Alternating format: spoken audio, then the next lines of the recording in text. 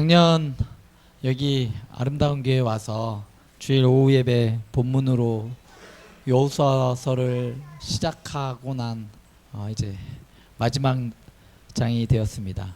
마지막 여호수아는 과연 여호수아서를 통해서 우리에게 무엇을 말하고 싶은 것인지 마지막 여호수아의 마지막 결론입니다. 오늘 설교 제목 뭔지 보셨나요?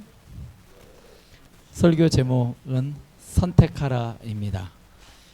여호수아가 이스라엘 백성들에게 선택하라, 하나님을 선택할 건지 저 이방 신들을 선택할 건지 선택하라라고 했던 그 말씀은 지금 우리에게도 동일하게 적용되는 말씀이라고 저는 생각합니다.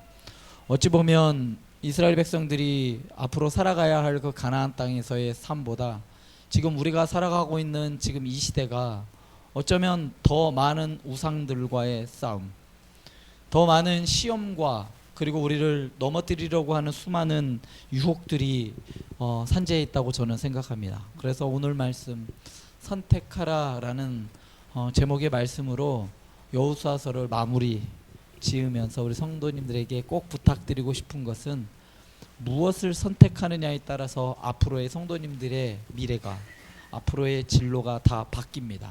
그래서 무엇을 선택해야 되는지 오늘 이 시간 끝나고 난 뒤에 집에 돌아가면서 한 주간을 살아가면서 무엇을 선택해야 할지 한번 고민해보고 바른 선택을 할 수 있는 우리 성도님들이 됐으면 좋겠습니다. 방금 말씀드렸듯이 우리 인생은 수많은 선택으로 이루어져 있습니다.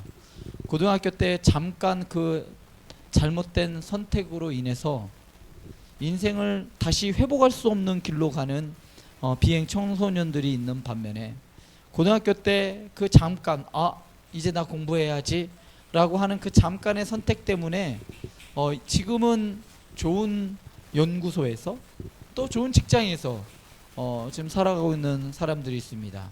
선택은 너무 가벼운 것처럼 보이지만 앞을 전혀 다른 결과를 내게 만드는 것이 선택입니다.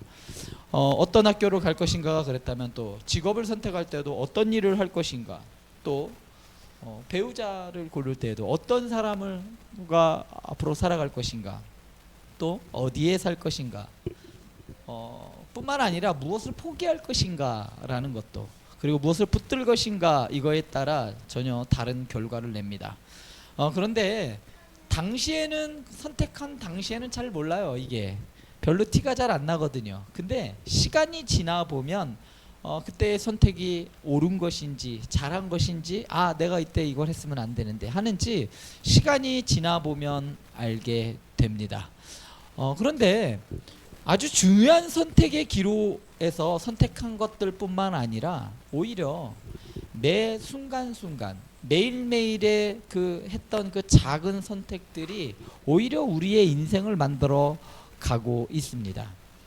눈을 뜨자마자 무엇을 먼저 생각하는지, 그리고 내가 제일 어려울 때 누구를 먼저 기대는지, 누구에게 달려가는지, 그리고 내가 억울할 때 어떤 말로 반응을 하는지, 또 돈이 부족할 때는 무엇을 붙들고 있는지, 두려움이 올 때는 무엇을 의지하고 있는지, 이 작은 선택들이 쌓이고 쌓여서 우리의 신앙의 방향을 결정하게 됩니다.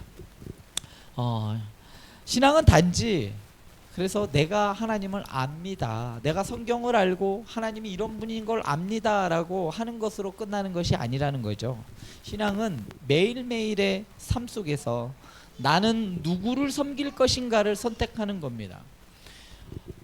오늘 하루에 내가 좋아하는 것, 내가 따라가는 것, 내가 추구하는 것, 그것이 내가 바로 섬기는 것이거든요. 오늘 본문 여호수아 24장은 여호수아의 마지막 유언이자 설교입니다. 여호수아는 자기의 인생의 마지막 무대에 서 있어요. 그리고 그 무대에서 그 무대 앞으로 이스라엘 백성들을 불러 모읍니다. 그리고 마지막으로 물어요. 너희가 오늘 누구를 섬기겠느냐? 이 질문은 종교적인 질문이 아니에요. 너희들 하나님만 섬겨, 이런 질문이 아니라 너희들의 인생의 중심이 지금 어디 있느냐라는 그 질문입니다. 내 마음에 왕좌에 과연 누가 앉아 있느냐, 이 질문을 하고 있는 거거든요. 온통 요새 제일 코스피 9천을 찍었다고 하니까 사람들이 온통 주식 광란이 벌어졌어요. 삼전 주식이 좋다고 해갖고 삼성전자와 하이닉스 있냐 없냐. 심지어는 맞선을 보러 나가도 선보러 나가는 사람이 하이닉스 이 회사 옷을 입고 나가면 무조건 된다는 소리가 있더라고요. 최고래요 그게. 왜냐하면 사람들의 가치가, 물질이 가장 최고의 가치를 가지고 있는 사람들에게 물질의 가치를 가장 높이 있는 그 주식이 그 사람들에게는 가장 좋은 것이기 때문에, 그 삶의 기준이 그거이기 때문입니다. 그런데 하나님께서는 우리에게 묻습니다. 너 인생의 가장 그 왕좌, 가장 중심에 지금 누가 있느냐. 그리고 너는 그 쫓는 것을 섬기게 되어 있습니다. 내가 오늘 가장 많이 생각한 거, 가장 많이 쳐다보고 있는 거, 그것이 내가 섬기는 것입니다. 과연 오늘 하루 종일 나는 누구를 보고 누구를 섬기고 있는지. 오늘 말씀의 제목이 선택하라이죠. 이 선택은 하나님을 모르는 사람들에게 주어진 걸까요? 아니에요. 하나님을 모르는 사람들에게 이 말을 할 필요가 없어요. 하나님을 모르는데, 안 믿는데 뭘 선택을 하고자 하시고요. 이 말씀은 이스라엘 사람들에게 한 이야기예요. 사실은 성경 전체도 안 믿는 사람에게 한 얘기가 아니에요. 믿는 사람들한테 한 얘기예요. 하나님을 믿는다고 말하면서도 실제의 삶에서는 다른 것을 더 의지할 수 있기 때문에, 그래서 믿는 사람들한테 이야기하는 겁니다. 너희가 실제상으로는 하나님을 믿는다라고 예배하고 있지만 너희의 예배의 대상이 지금 하나님이 아니라 너희들이 지금 열광하고 있는 게 주식이고 부동산이라고 하면 그게 너희의 신이고 너희가 경배하는 거야. 그 얘기를 하고 있는 겁니다. 우리는 하나님 앞에 서야 바른 선택이 이루어질 수가 있습니다. 오늘 본문 말씀 1절을 보면, 여호수아가 24장 1절을 보면요, 여호수아가 이스라엘의 모든 지파를 세겜에 모으고 이스라엘 장로들과 그들의 수령들과 재판장들과 관리들을 부르매 그들이 하나님 앞에 보인지라라고 했어요. 여호수아가 마지막 유언을 할 때 모인 곳이 바로 세겜이에요. 여기서 아주 중요한 표현이 있는데요. 이스라엘 백성들이 누구 앞에 섰냐면, 여호수아가 불러 모아서 여호수아 앞에 섰지만 이스라엘 백성들이 누구 앞에 섰다고 그러죠? 하나님 앞에. 그들이 하나님 앞에 보인지라라고 나옵니다.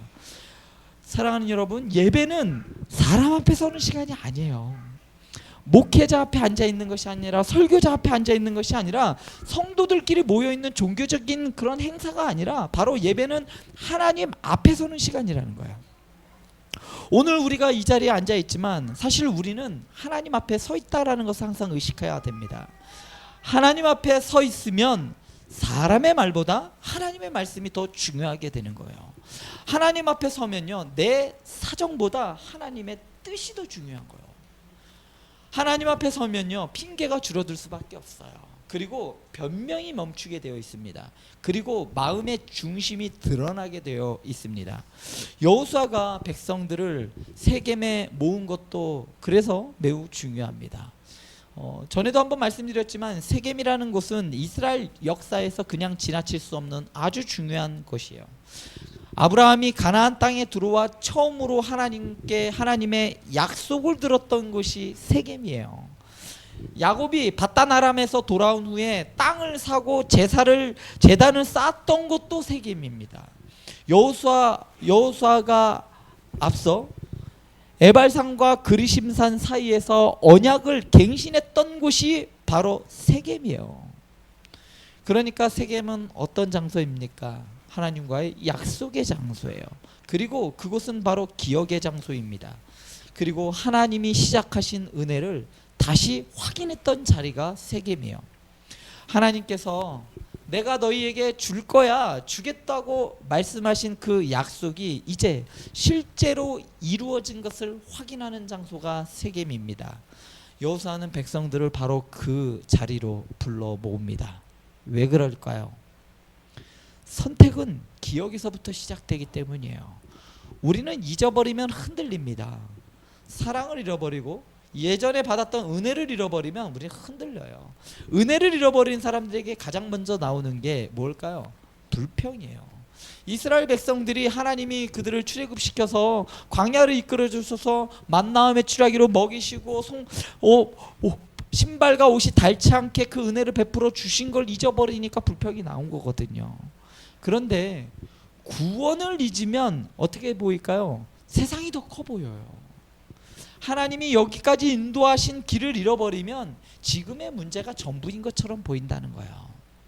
그래서 여호수아는 결단을 요구하기 전에 먼저 그들이 기억하게 했습니다. 너희가 누구였는지를 기억하라. 하나님께서 너희를 어떻게 부르셨는지 기억해봐. 하나님이 너희를 어떻게 건지셨는지 한번 기억해봐. 하나님이 너희를 여기까지 어떻게 데려왔는지 한번 너희들이 기억해봐 하면서 24장 전체의 기억에 대한 이야기들이 아주 선명하게 나타나요. 아유, 이 얘기 또 하네. 이게 아니라 그 기억하고 이런 일들이 있었잖아, 이렇게 했잖아 그들의 기억을 다시 새기는 겁니다. 우리 성도님들 마음속으로 한번 대답해 보셨으면 좋겠습니다. 내 인생에서 하나님이 나를 여기까지 인도하셨다라고 고백할 수 있는 그 은혜의 순간이 언제입니까? 내가 무너질 뻔했지만 하나님이 붙드신 때는 언제였습니까? 그걸 기억해야 돼요. 하나님의 은혜를 기억하는 사람만이 바른 선택을 할 수가 있는 겁니다.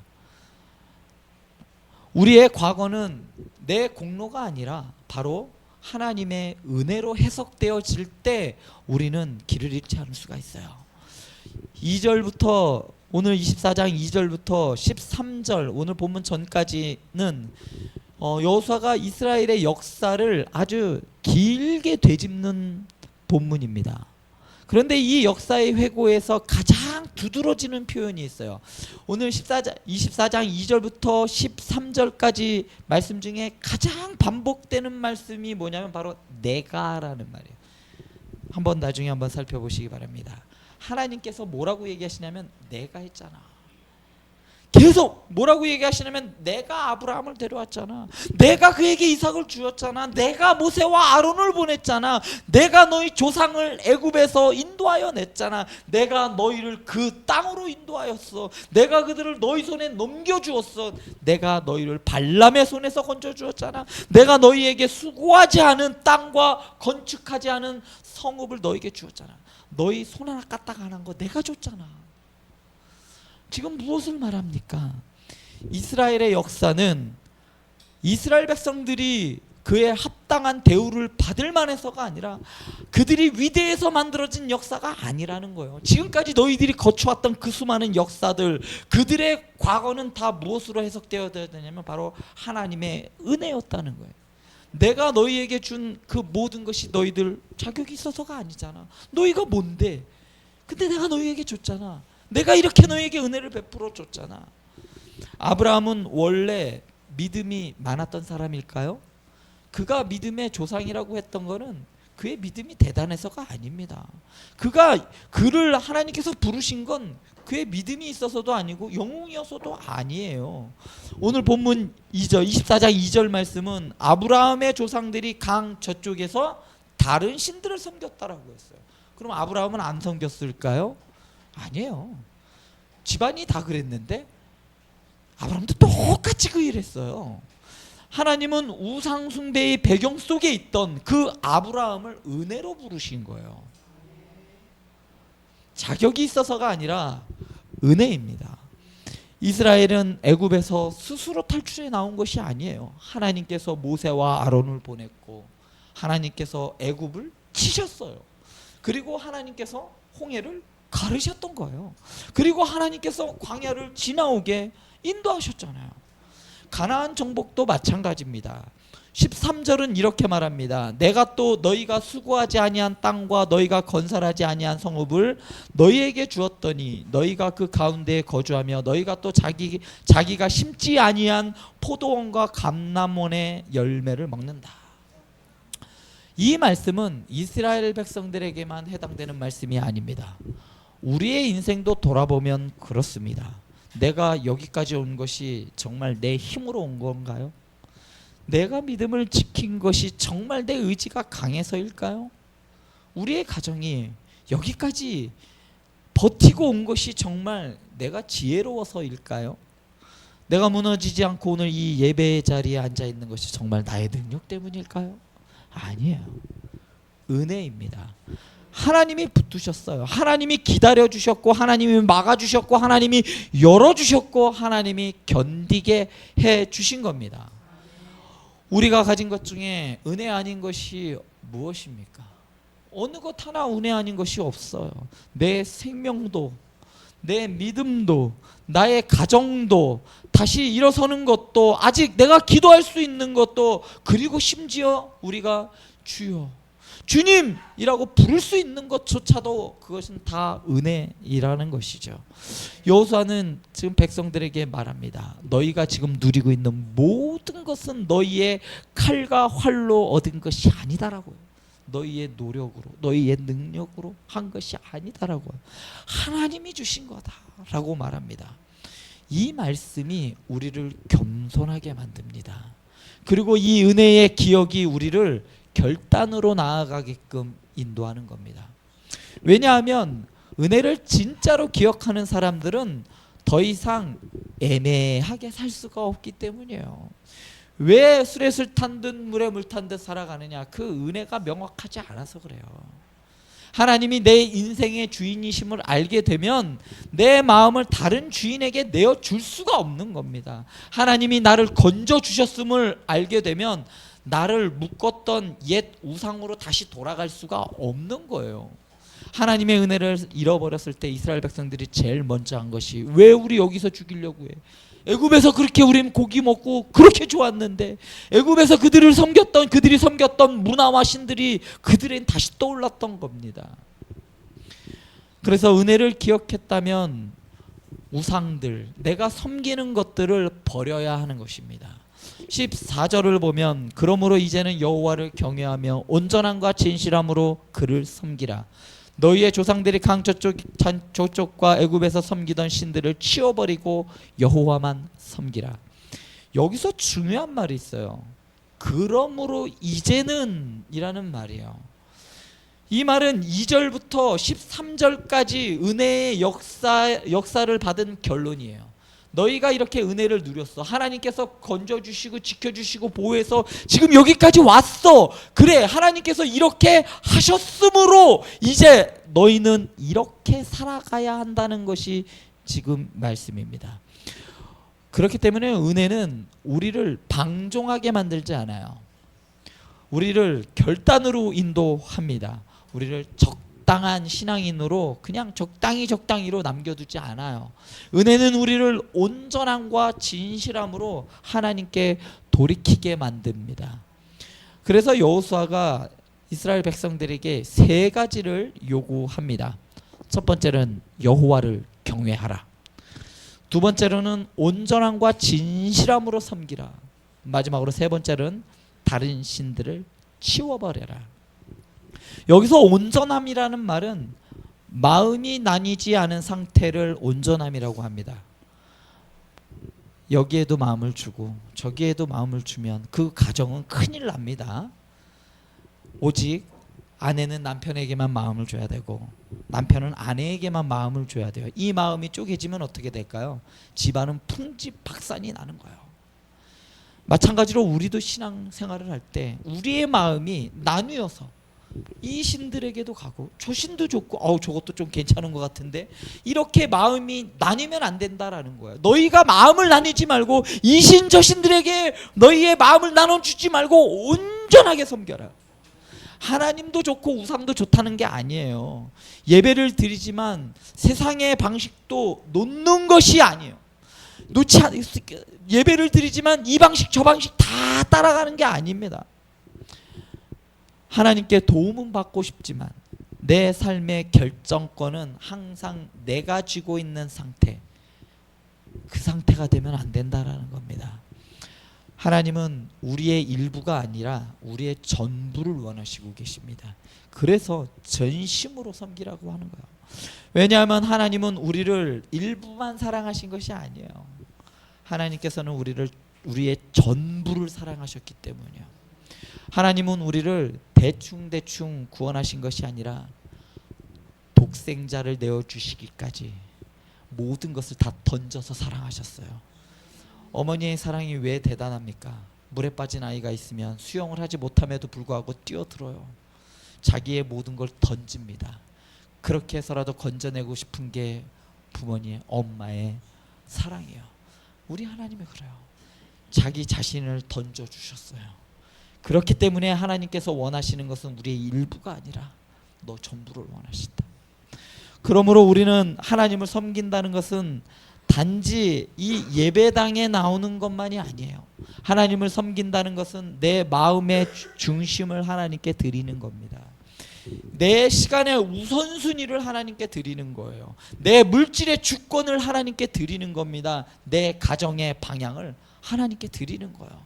내 상처와 분노에 처리하는 그 방식까지도 하나님께 드리는 겁니다. 여호수아는 말합니다. 오늘 너무 명쾌하고 통쾌하게 말을 해요.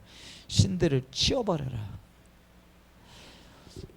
우상은 꼭 눈에 보이는 형상만을 말하지는 않습니다. 하나님은 우리가 하나님보다 더 의지하는 것을 우상이라고 말해요. 하나님보다 더 두려워하는 것이 무엇입니까? 그게 우상이에요. 더 좋아하는 것뿐만 아니라 더 두려워하는 것, 그것도 우상이라는 거예요. 하나님보다 더 사랑하는 것, 하나님 없이도 나를 살게 해줄 것처럼 보이는 것이, 그것이 우상이에요. 어떤 사람에게는 돈이 우상일 수 있고, 왜냐하면 돈이 없으면 불안하거든요. 그래서 견딜 수가 없나.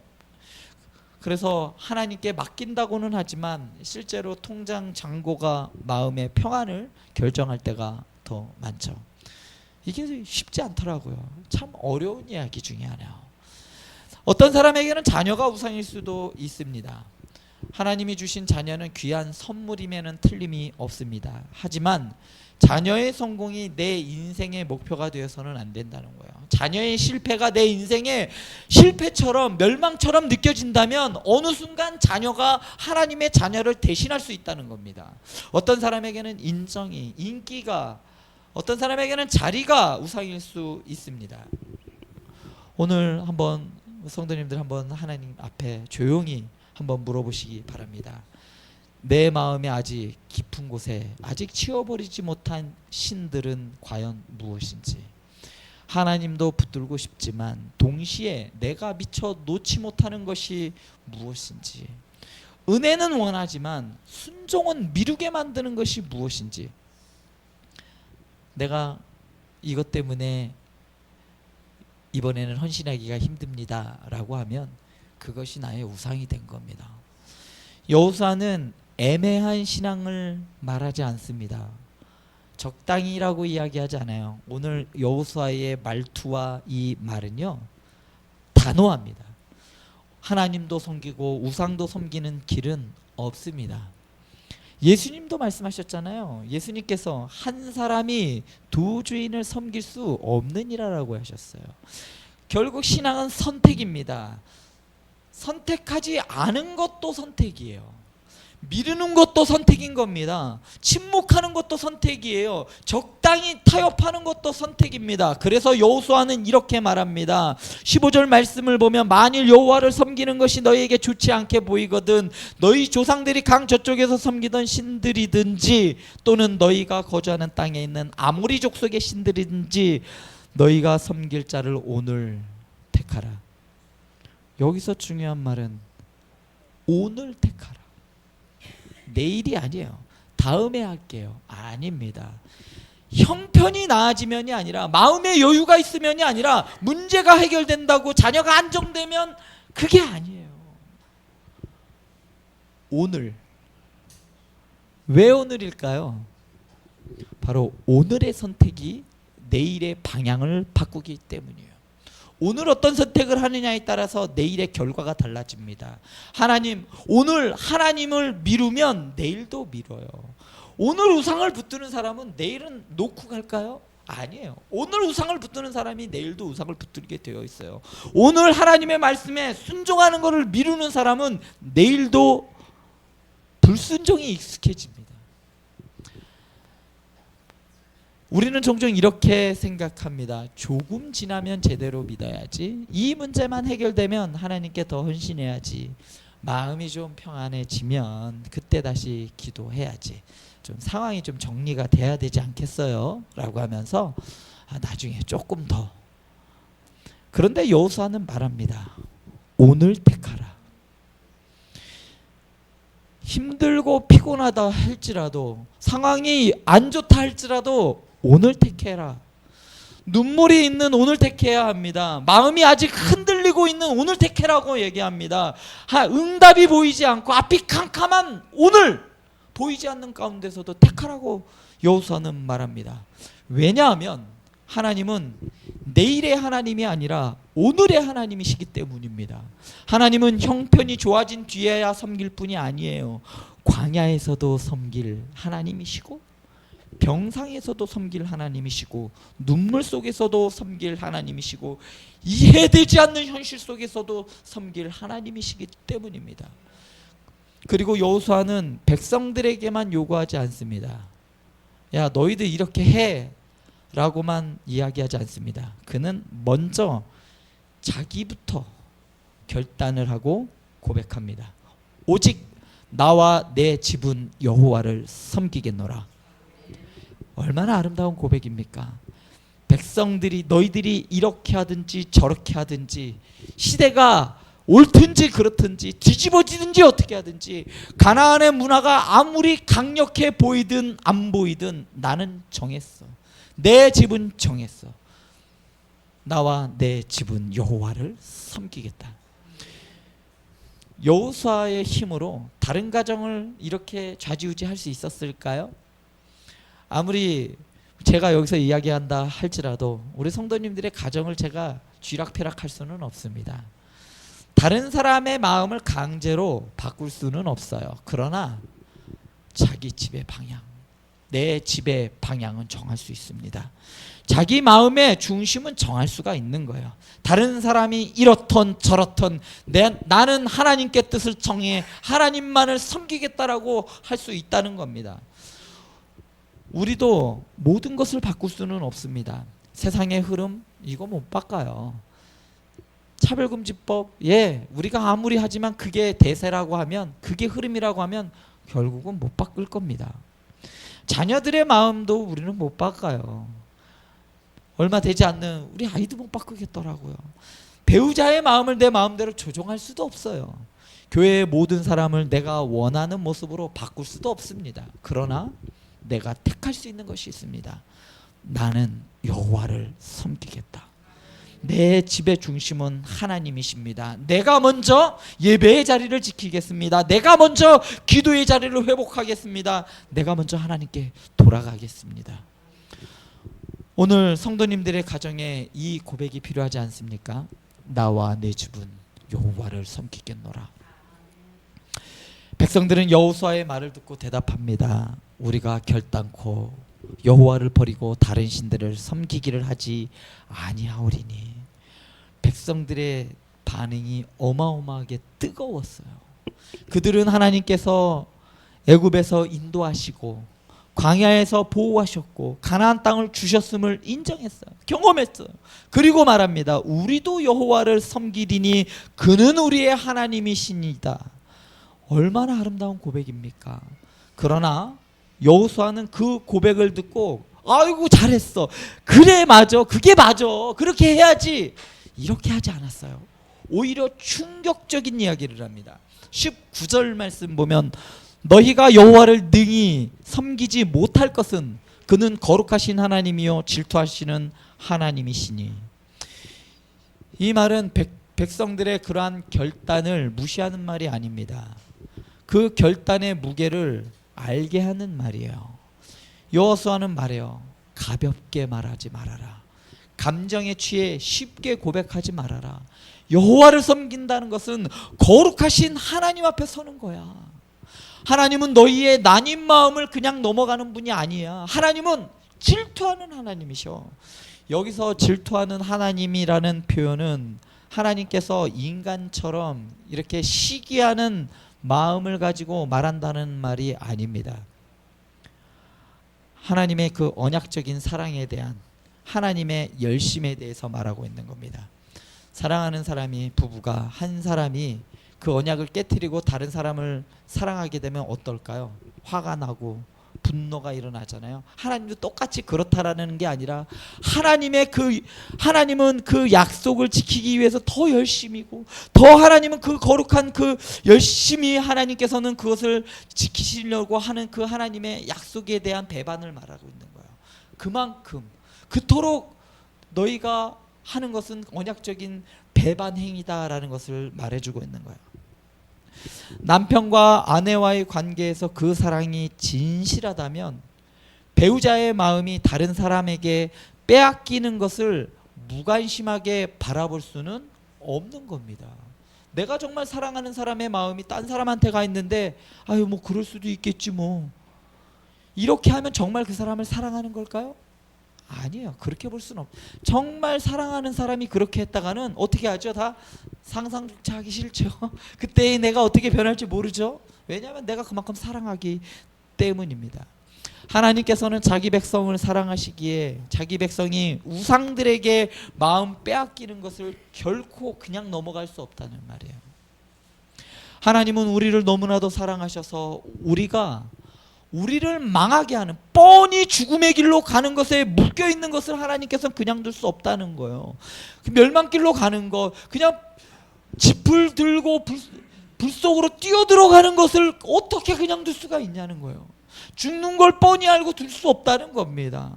하나님은 우리를 너무 사랑하셔서 우리가 하나님 아닌 다른 것을 하나님처럼 섬기는 것을 흔들어서 깨우시는 겁니다.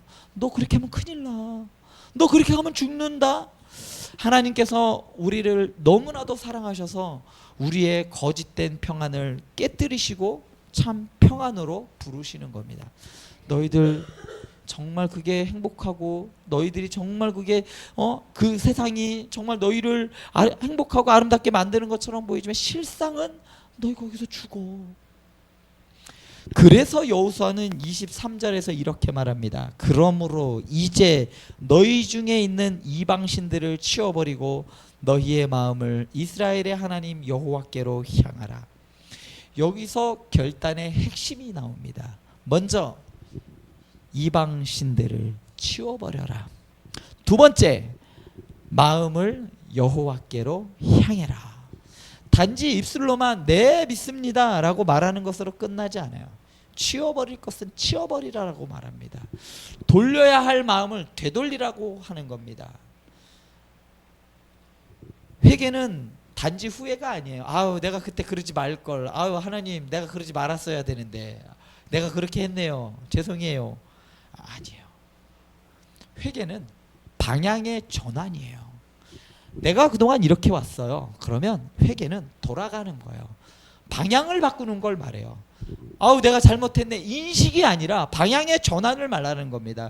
나를 지배하던 것들을 내려놓고 하나님께 다시 중심을 드리는 것이 회개예요.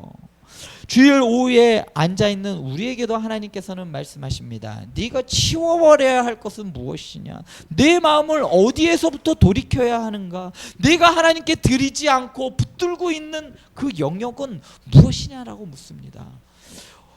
어쩌면 어떤 분은 미움이라는 것을 치워버려야 할 때도 있어요. 오래된 원망 같은 것들, 또 누구를 향한 판단이나 정죄를 내려놓아야 할 때도 있습니다. 난 저 사람 그냥 싫어, 말하는 것도 싫고 보는 것도 싫고, 이러한 판단과 정죄도 내려놓아야 합니다. 어떤 분은 염려도 내려놓아야 돼요. 하나님께서 제일 기분 나쁘게 생각하시는 것이 염려예요. 부모님을 그렇게 잘 믿는데, 든든한 부모님이 있는데 걱정하고 있어요.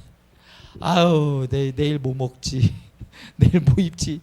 부모님 답답해 하시는 것처럼 하나님도 마찬가지예요. 얘가 날 무시하나? 그렇게 생각하지 않으실까요?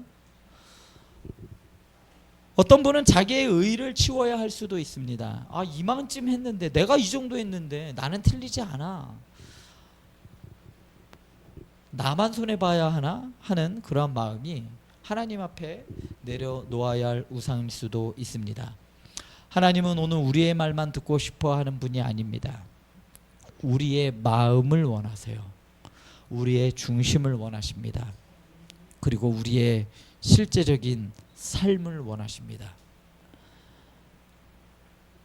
24절에서 백성들은 다시 고백합니다. 우리 하나님 여호와를 우리가 섬기고 그의 목소리를 우리가 청종하리이다.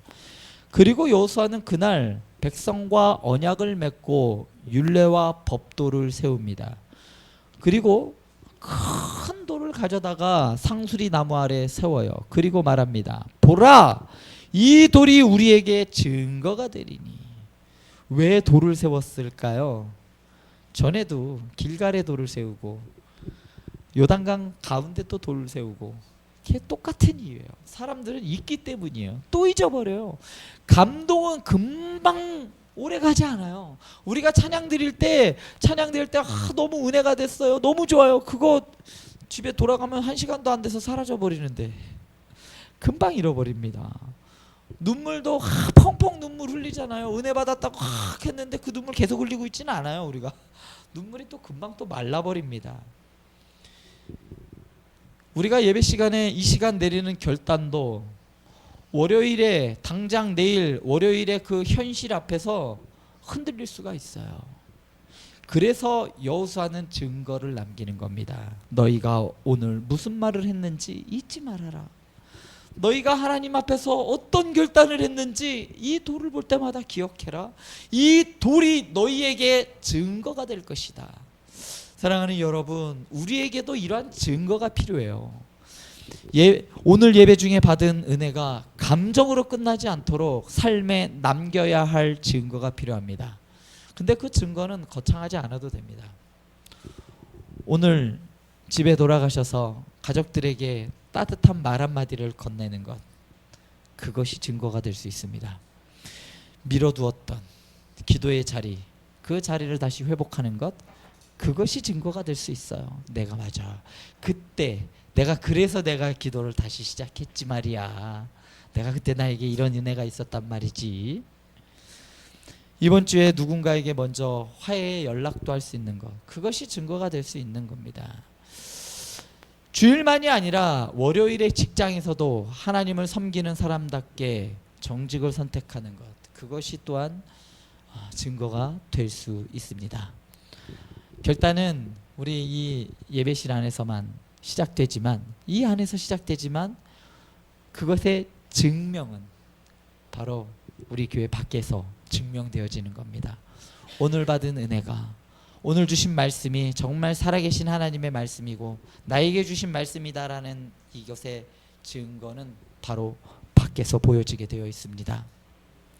신앙은 찬양할 때 아름답지만 삶에서 순종할 때 더욱더 선명하게 나타나게 되는 겁니다.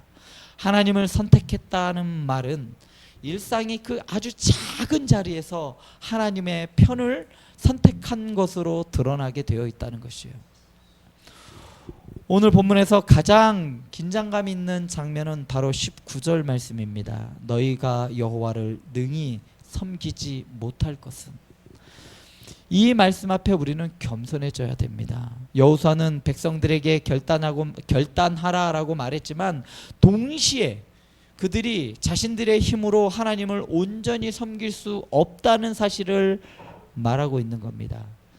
이것이 우리를 복음으로 이끄는 문장이에요. 이 말씀이 우리를 복음을 붙들게 하는 문입니다. 우리는 결단해야 합니다. 그러나 우리의 결단만으로는 부족해요. 우리는 하나님을 섬기겠다고 자주 말하지만 자주 흔들리거든요. 우상을 버리겠다라고 했지만 한 손으로는 또 계속 붙들고 있어요. 다시 만지작거릴 때가 많습니다.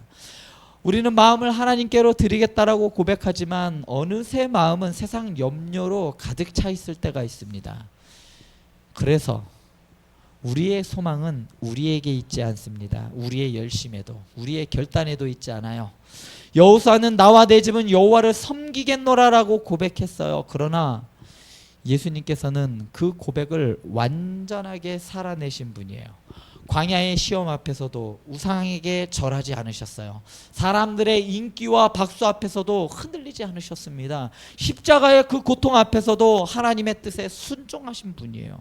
그리고 십자가에서 우리의 실패를 담당하셨습니다. 우리가 하나님을 온전히 섬기지 못한 죄, 우리가 우상을 붙들었던 죄, 우리의 마음을 나뉘어서 온전히 섬기지 못한 죄, 우리가 입술로는 하나님을 말하면서도 삶으로는 다른 것을 섬겼던 그 죄를 주님께서 담당하신 겁니다. 그리고 부활하신 주님은 우리에게 성령을 주셔서 다시 하나님을 섬길 힘을 우리에게 주고 계십니다. 그러므로 오늘의 결단은 단지 내가 더 열심히 잘하겠습니다가 아니에요. 오늘의 결단은 주님, 나는 내 힘으로 주님을 온전히 섬길 수 없습니다. 그러나 주님께서 나를 붙들어 주신다면 나는 다시 주님을 붙들겠습니다. 주님이 나에게 다시 은혜를 주시면 내 마음의 우상을 다시 치우겠습니다. 주님께서 성령으로 나를 도와주시면 내 집과 내 삶이 오직 여호와만을 섬기게 하겠습니다. 사랑하는 성도 여러분, 우리는 약해요. 그렇지만 우리 주님은 강하십니다. 우리는 흔들리지만 우리 주님은 신실하셔요. 우리는 넘어지지만 주님은 다시 일으켜 세우주십니다. 그러므로 오늘 다시 선택하시기 바랍니다. 나를 구원해 주신 주님을 선택하세요. 나를 여기까지 인도하신 하나님을 선택하세요. 내 인생의 왕자를 차지하려는 그 모든 우상들을 내려놓고 오직 여호와 하나님을 선택하시기 바랍니다. 오늘 말씀은 우리 모두를 한 자리로 초대해요. 바로 세겜입니다. 이스라엘 백성들이 모였던 그 세겜, 기억의 자리, 은혜의 자리, 결단의 자리입니다.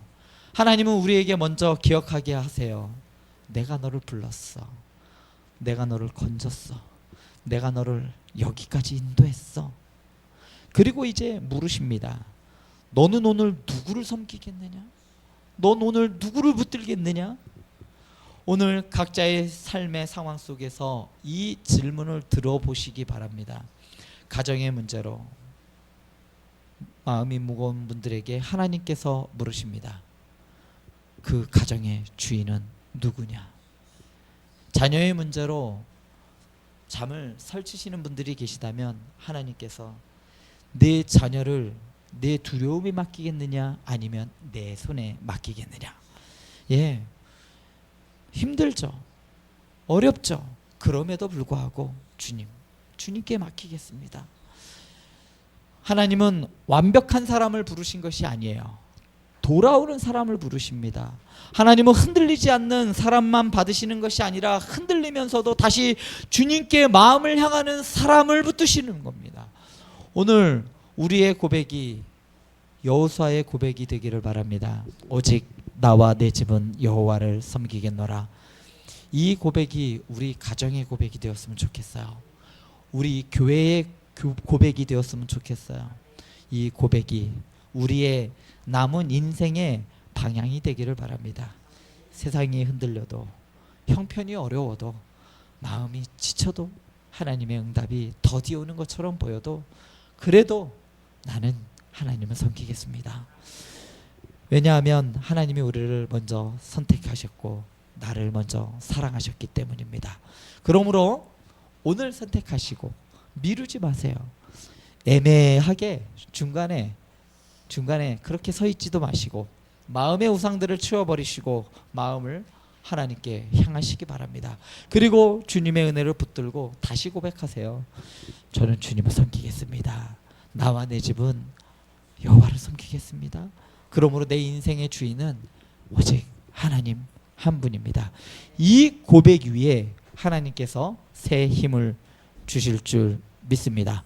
오늘 우리가 하나님 앞에 분명히 선택하시기를 바랍니다.